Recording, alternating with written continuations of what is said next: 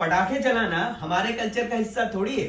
पुराने जमाने में दिवाली पर पटाखे थोड़ी फोड़े जाते थे, वो तो आजकल के बच्चे फोड़ते हैं। और हाँ, ये पटाखे चाइना में बने हैं। चाइना से अरब गया, अरब से आया भारत में। भारतीयों को पटाखों के बारे में ज्यादा थोड़ी नॉलेज है। ये तो आजकल देख देख कर पटाखे बनाना सीख गए हैं। क्या आप भी यही सोचते हैं या फिर आपको किसी ने ये बताया है?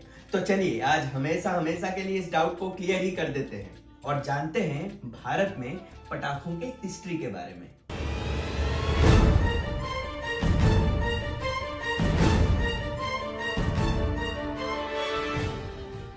300 बीसी में कौटिल्य जी द्वारा लिखे गए अर्थशास्त्र में अग्नि चूर्ण के बारे में उल्लेख है। यह लिखा गया है कि अग्नि चूर्ण के प्रयोग से कलरफुल स्मोक्स क्रिएट किया जाता था। याद रखिए, 300 बीसी में अग्नि चूर्ण के बारे में कहा गया है। 600 बीसी में और एक किताब लिखा गया है कश्मीर में, जिसका नाम है नीलमाता पुराण।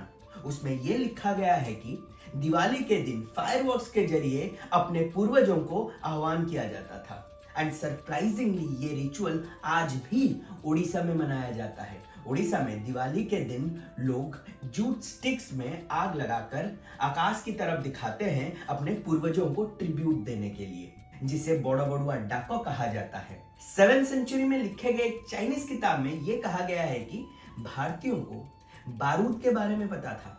बारूद के मदद से they used to create colourful smokes. उसमें यह भी कहा गया है कि भारतीय उस बारूद का इस्तेमाल वॉर्स में नहीं करते थे। हम तो हैं ही शांति प्रिय लोग, हमें कौन से देश को जीतना था, किसी के जगह को हड़पना था जो बारूद का इस्तेमाल करेंगे। हम उस समय बारूद का इस्तेमाल पटाखे बनाने के लिए करते होंगे या फिर जंगली जानवरों को भगाने के लिए। 1400 सीई में एक इटालियन ट्रैवलर भारत आए थे, जिन्होंने ये कहा है कि विजयनगर के लोगों को फायरवर्क्स के बारे में बहुत ज्यादा नॉलेज था। 1400 सीई में और एक किताब लिखा गया है जिसका नाम है आकाश भैरव कल्प। इस किताब में यह मेंशन किया गया है कि नालिका यानी gun used to be worshipped along with other weapons. इससे क्या पता लगता है, उस समय गन, बारूद इसका इस्तेमाल होता था, इसीलिए तो अदर वेपन्स के साथ उन्हें पूजा जाता था। 1500 सीई में और एक किताब लिखी गई है जिसका नाम है कौतुक चिंतामणि। इस किताब को संस्कृत भाषा में लिखा गया है। इस किताब को लिखा है गजपति प्रताप रुद्रदेव जी ने, जो उड़ीसा के राजा थे।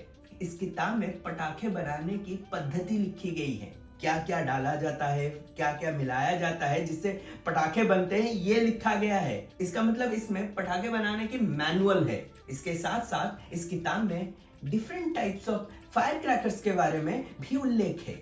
अब सोचिए तो जरा, 15th सेंचुरी में फायर क्रैकर्स का मैनुअल लिखा जा रहा है और हमें फायरवर्क्स के बारे में पता नहीं था।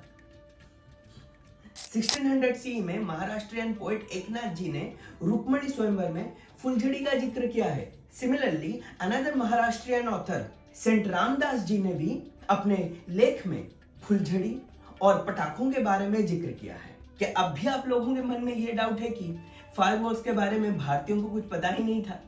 पटाखे, बारूदों के बारे में हमें कोई ज्ञान ही नहीं था और ये हमारे हिस्ट्री और कल्चर का हिस्सा नहीं थे? आपको क्या लगता है? कमेंट करके बताइएगा जरूर। भारत के बारे में और ज्यादा जानने के लिए मेरे चैनल को सब्सक्राइब जरूर कीजिएगा। जय हिंद, भारत माता की जय। और हाँ, दिवाली की हार्दिक शुभकामनाएं।